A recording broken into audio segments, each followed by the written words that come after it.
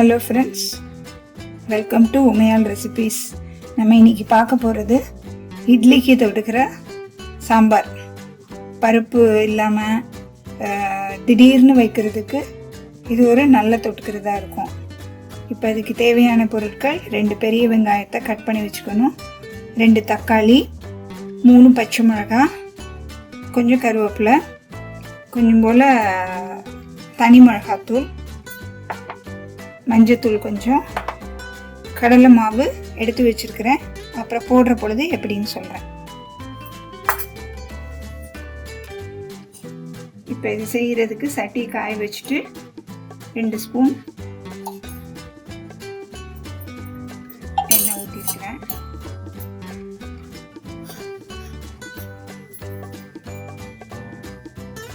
எண்ணெய் காஞ்ச உடனே 1/2 டீஸ்பூன் பருப்பு, 1 டீஸ்பூன் கடுகு, கொஞ்சம் போல் சோம்பு.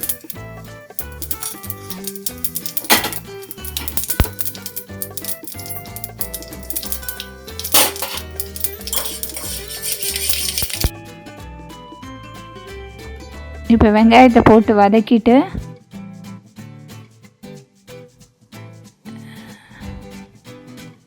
பச்சை மிளகாய், கருவேப்பிலை அதோடு சேர்த்து வதக்க வேண்டியதான்.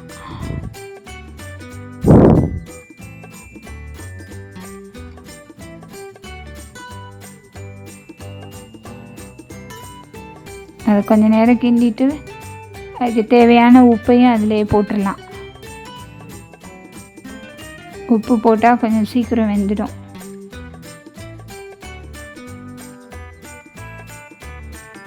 தக்காளி அதையும் வதக்கிடலாம். ஃப்ளேம் கொஞ்சம் கூட வச்சுக்கிட்டோன்னா கொஞ்சம் சீக்கிரமாக வெந்துடும். அதை நல்லா கொஞ்சம் மேஷ் பண்ணி விட்டு வேக விட்டுட்டு கொஞ்சம் மஞ்சத்தூள் 1/2 டீஸ்பூன் போட்டுடலாம்.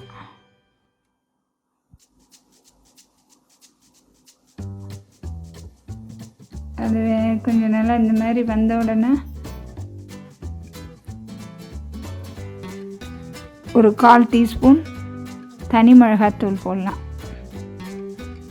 அது கொஞ்சம் கலரும் கொடுக்கும்.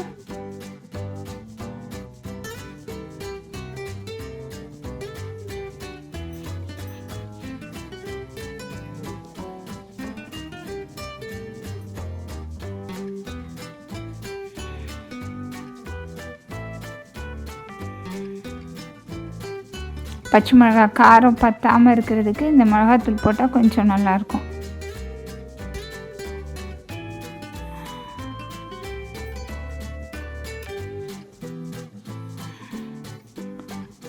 கொஞ்சம் அந்த பச்சை வாசனை போகிற வரைக்கும் வதக்கிட்டு நம்மளுக்கு எவ்வளோ சாம்பார் தேவையோ அதுக்கு தகுந்த மாதிரி கொஞ்சம் ஒரு 2.5 டம்ளர் அப்படி போல் தண்ணி ஊற்றிடலாம். இந்த தக்காளி வெங்காயத்துக்கு இவ்வளோ வரும். நமக்கு இன்னும் அளவு கூட வேணும்னா கொஞ்சம் கூட நறுக்கிட்டு தண்ணியும் கூட வச்சு வேணும். இப்போ கடலை மாவு அப்பமே எடுத்து வச்சுருந்தேன்ல, அதில் கொஞ்சம் தண்ணியை ஊற்றி கட்டி இல்லாமல் கரைச்சி வச்சுக்கணும்.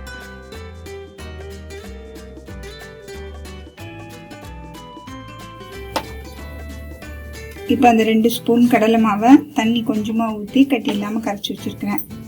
அது எவ்வளவு தேவைப்படும் கொஞ்சம் கம்மி பண்ணி ஊற்றிக்கலாம். இப்போ திறந்து பார்ப்போமா?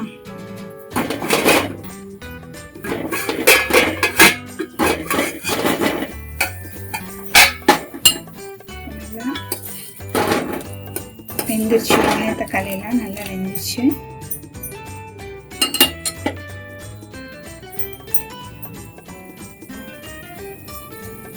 இப்போ அடுப்பை கொஞ்சம் ஸ்லோ பண்ணிவிட்டு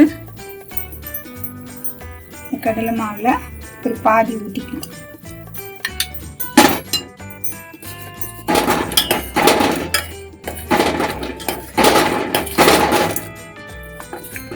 இப்போ கெட்டியாக இருந்துச்சு பார்த்தீங்களா? பருப்பு ஊற்றுனா எப்படி வரும் அந்த மாதிரி வந்துடுச்சு. கொஞ்ச நேரம் ஒரு கொதிக்க விடணும். இது நல்லா கொதிக்கட்டும்.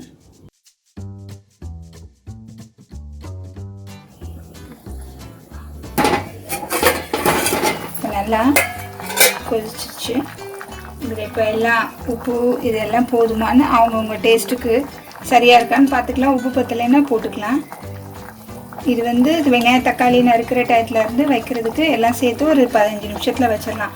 உங்கள் வீட்டுக்கு யாராவது விருந்தாடி வந்துட்டாங்க, தொட்டுக்கிறது பத்தாமல் போயிடுச்சு அப்படின்னா டக்குன்னு அவங்களோட பேசிகிட்டு இருக்க போதே இதை வச்சிடலாம். இப்போ இந்த தொட்டுக்கிறது சாம்பார் ரெடி ஆயிடுச்சு. இப்போ இதை இறக்கி ஊற்ற போகிறேன்.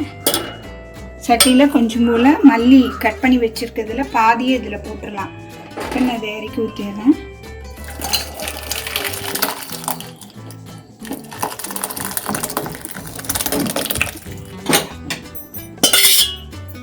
மிச்ச மல்லியை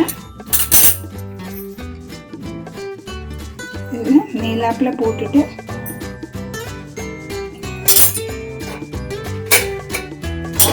ஒரு 5 மினிட்ஸ் டைம் இருந்தால் மூடி வைக்கலாம், இல்லைன்னா ஒரு கலக்கிட்டு ஊற்றிக்கலாம். இப்போ சுவையான தொட்டுக்கிறது ரெடி ஆயிடுச்சு.